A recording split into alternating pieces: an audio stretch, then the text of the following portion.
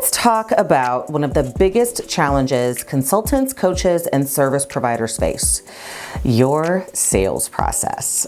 Yes, I know that many of you are just plain winging it with no clear structure or system in place, and it's hurting your conversions, killing your time, and making it impossible for you to truly scale. Trust me, I get it. I was where you are once upon a time as well. But that, my love, ends today. In this video, I'm walking you through a step-by-step guide to creating a solid, automated sales process that not only boosts your conversions, but frees up your time. So, let's get to work.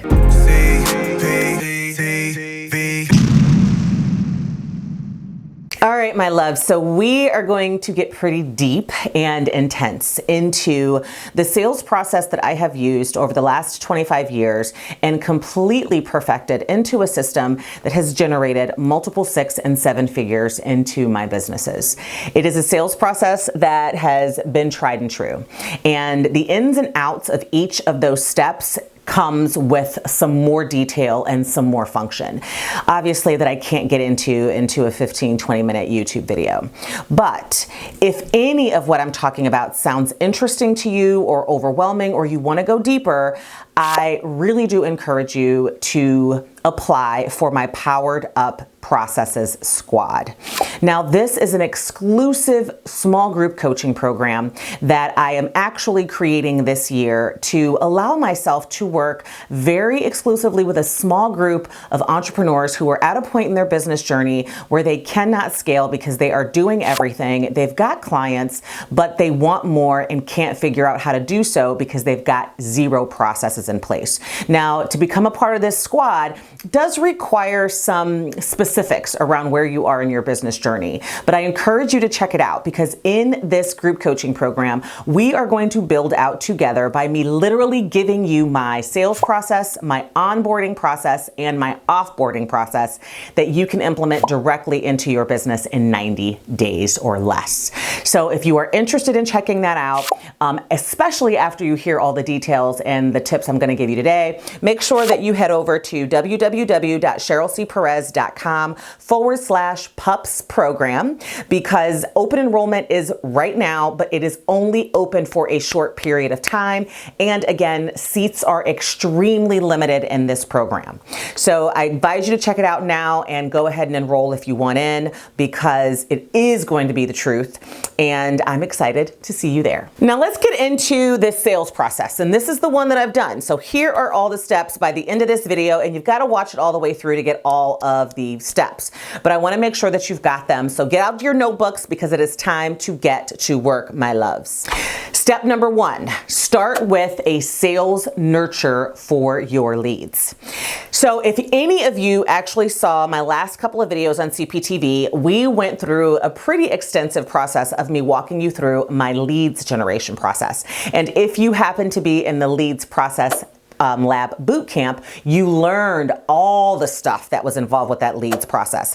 Your sales process will pick up where that leads generation process leaves off, and that is with a sales nurture.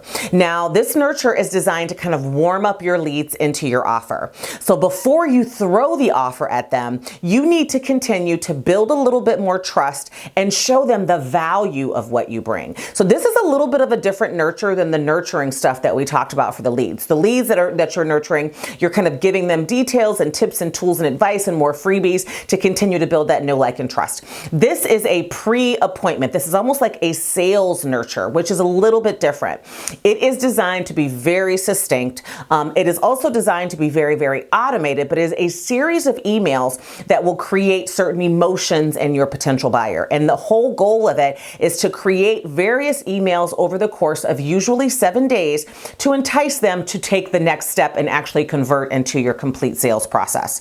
Usually you're going to do 7 emails and they're going to cover various topics like provide testimonials and social proof. They're going to also create a sense of urgency. They're going to speak directly to the pain points and challenges. They're going to talk about their ultimate desires. And most importantly, in every single one of them, it's going to tell them how your particular offer can bring them all of the solutions. Now, one of the things I didn't mention in step number 1 that I want to make sure I touch on before we dive into step number 2 is that the sales nurture can also take place outside of email.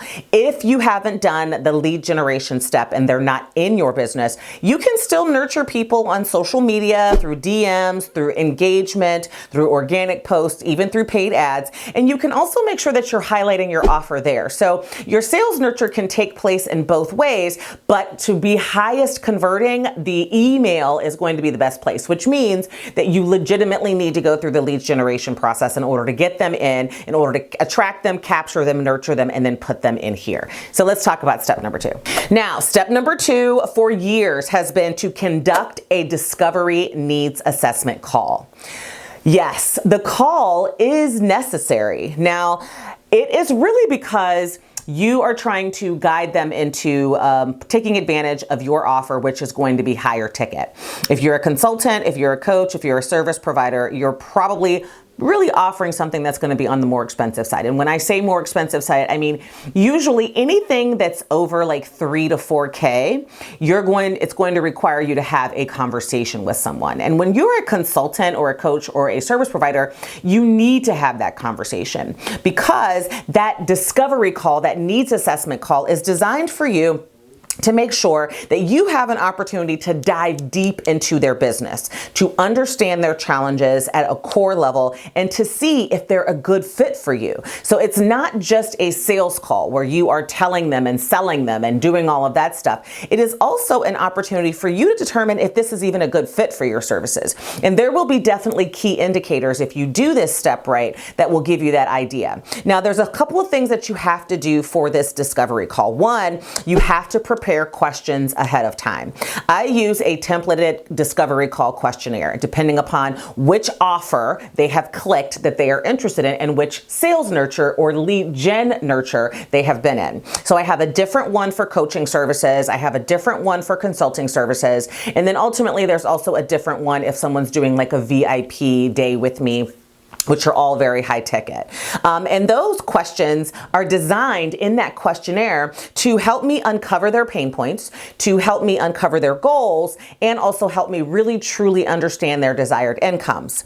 It is a perfect opportunity for me to do a lot of active listening, and that is also a key for you.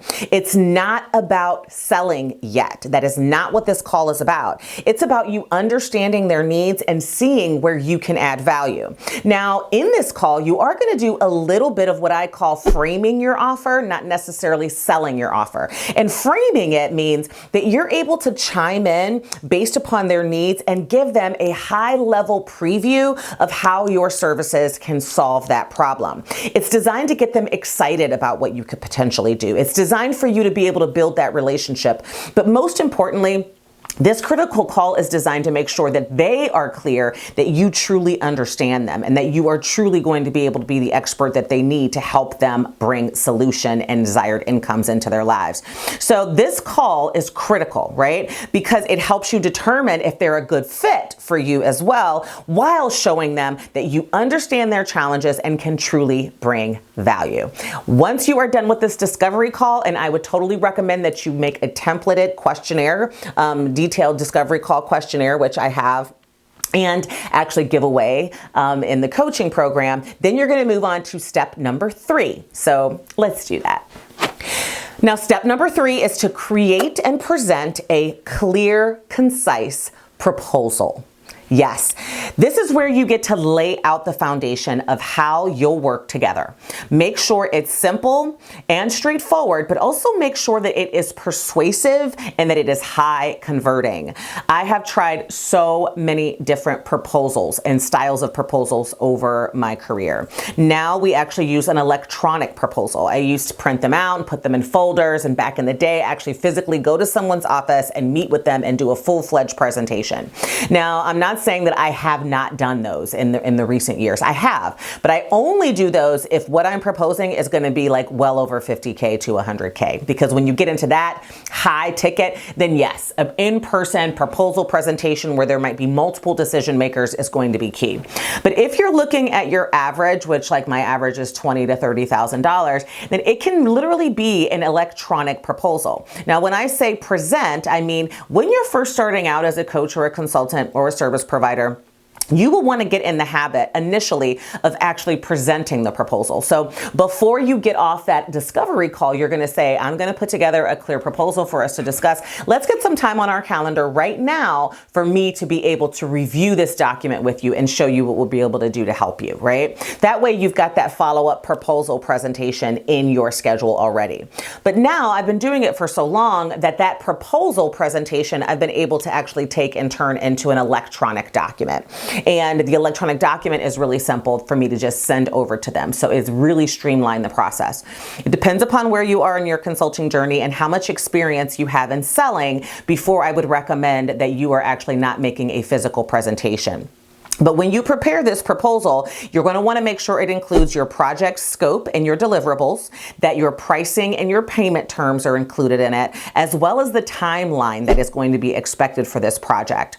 You're going to talk about the specific need and what you discovered in that proposal, in that discovery call, so that they understand that you did make this custom proposal for them. Now, even though it feels very custom, I totally recommend against making them all custom. There are only certain pieces and parts of your proposal that need to be customized, and that's going to be the scope of work and the deliverables. Everything else should be standardized so that you can automate it and move through this process really, really quickly. I hear from you guys and have heard for so many people and from so many consultants and coaches and service providers in my career, especially my coachees and students, who say, well, you know, when I get to the proposal part, it takes me forever to create it. And that's because you're in the thick of working in your business and you don't have time to create something all over again and reinvent the wheel every single time. Is it possible this story is true? Yes, it is. You're right. It's fact. If you're doing that, then you need to be in the Powered Up Processes squad, because I will give you my templates, show you how to templatize your proposal so that all you have to do is in a day swap things out in order to be able to get them a proposal. Never, ever, ever, ever, ever should a client wait more then honestly, I tell them 3 to 5 business days before they'll receive it, but they typically have it in their inbox within 72 hours. It was perfect. Perfect. Everything, down to the last minute details. And that's really what you want to do to move your sales process along more quickly. So again, your proposal should clearly define the deliverables, clearly define the pricing, clearly define the payment terms, and then also make sure that you are outlining your timelines, because it's going to ultimately address some of those objections that you'll find that they may have up front. Then as you're doing the presentation piece, if you are still newer kind of in your journey, then those presentations, they'll ask questions, and that will help you uncover additional objections that you can then, that'll help you uncover what they're really concerned about. That'll help you create that proposal even more succinctly, right? Because now you can address those objections that you're used to hearing over and over and over again in the proposal right away. So that's how the evolution of my proposal template has happened over the years.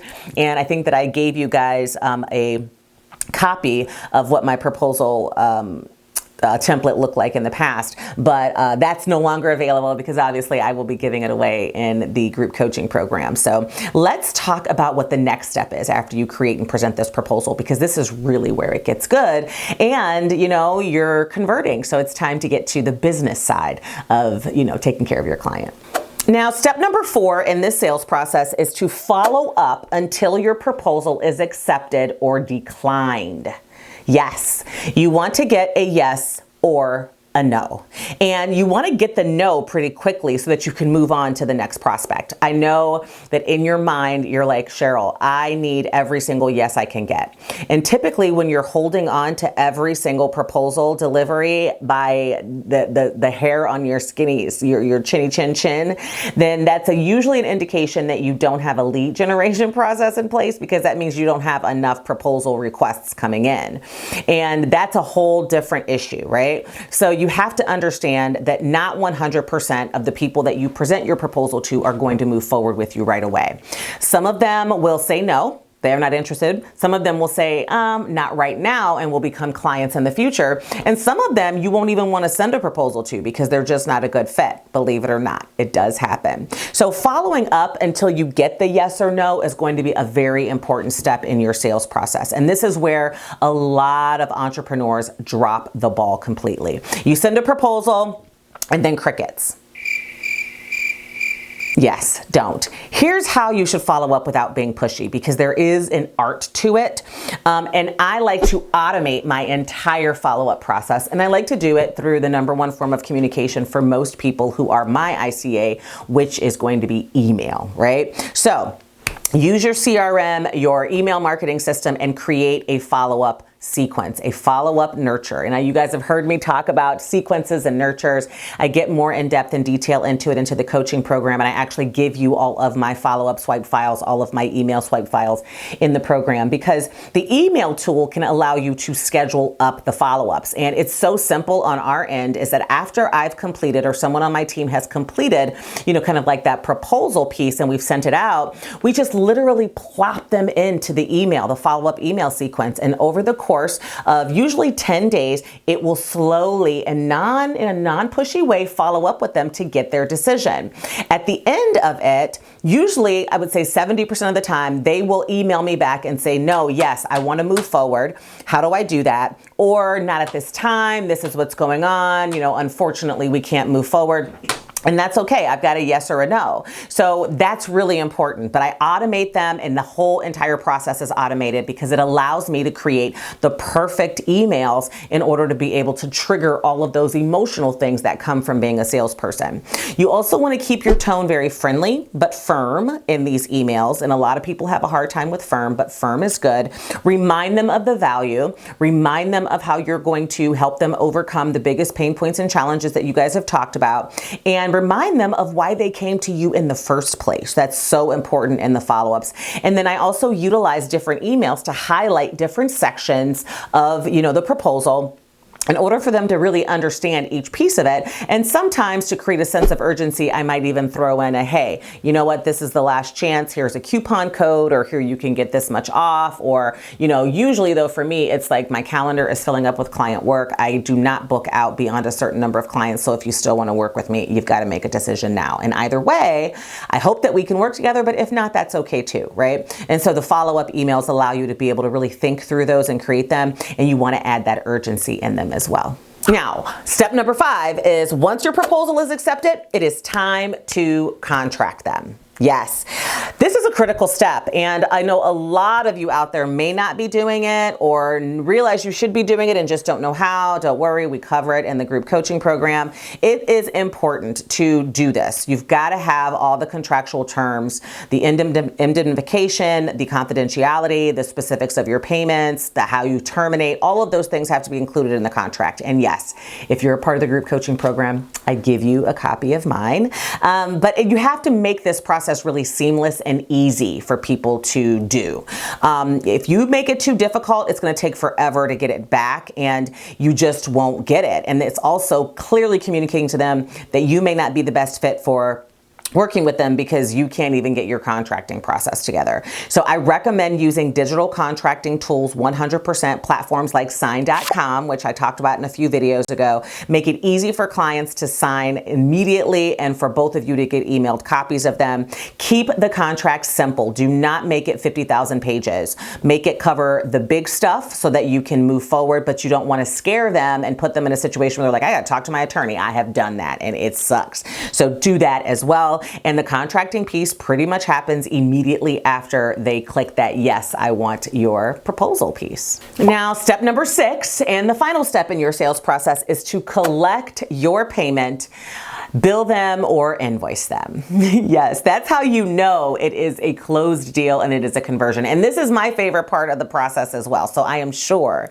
it is going to be yours. But don't let this part slow you down either. If you don't have a complete process mapped out and a workflow mapped out, then it's going to be very difficult for you to keep this simple, to automate this piece, and to make sure that they can actually pay you in a way that gets you paid fast.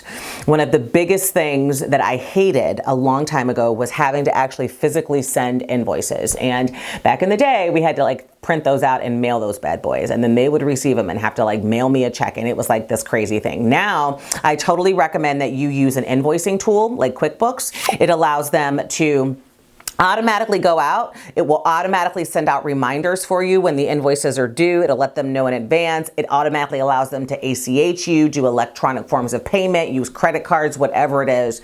And so it really does make this process. And I thank God every day for the invention of this, because I'm telling you, the evolution of a consulting business from the early 2000s to now has been so amazing, and it has changed the game.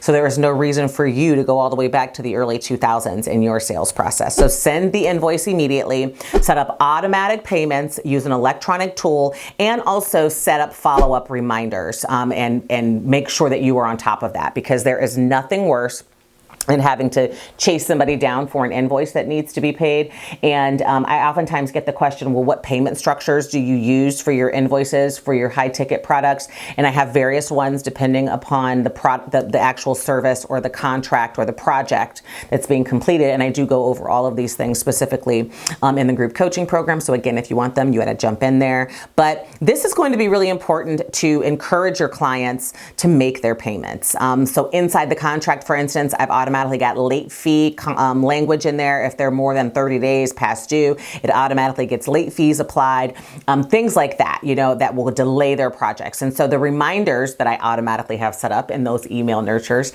are really, really powerful. I have perfected them over the years, and I usually get all my invoices paid. Now, not all of them are paid on time, or at least when I want them to be paid. I do have some clients, but you do get to know who those clients are over time. So the invoice collecting piece being the last part and the most fun part of your sales process. Just make sure that you make it as automated as possible, and you will get paid the way that you are supposed to get paid. So let's review these steps right now in your sales process. Step number 1, put them in a sales nurture. Nurture them and begin to sell them on your offer. Step number 2, conduct a discovery call needs assessment. Step number 3, create and present the proposal for your services. Step number 4, follow up from that proposal. It is definitely a step that you cannot miss. Step number 5, contract them, get your service agreement executed. And step number 6, send them your first invoice, bill them, get their payment and collect it.